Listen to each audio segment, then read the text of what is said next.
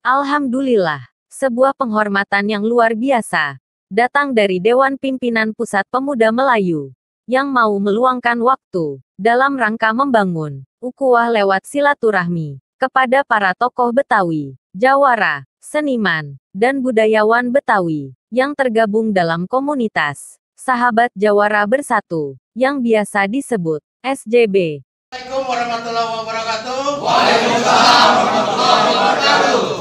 Kami dari Perkumpulan Betawi, alhamdulillah kedatangan saudara kita dari Pemuda Melayu yang memang satu seperjuangan, satu tujuan, dan memang juga Betawi adalah bagian dari Melayu.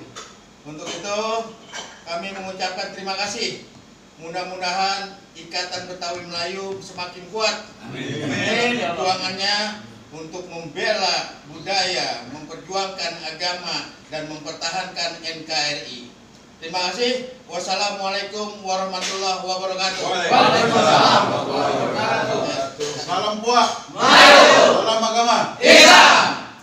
Silaturahmi dengan tujuan untuk lebih meningkatkan kerjasama budaya itu berlangsung pada Sabtu, tanggal 26 Juni tahun 2021.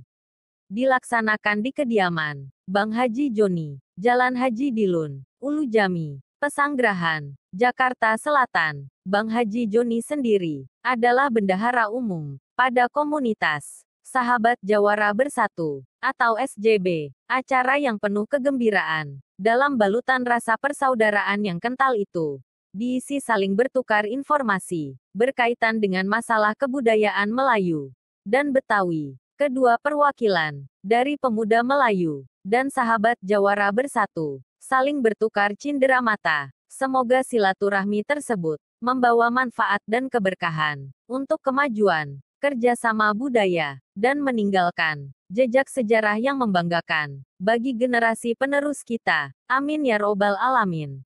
Dalam kesempatan yang berbahagia itu, Sekretaris Jenderal DPP Pemuda Melayu, Hendy Sutarsa, menyampaikan ucapan terima kasih kepada komunitas Sahabat Jawara Bersatu yang telah menerima sahabat dari DPP Pemuda Melayu dengan amat baik dan tangan terbuka.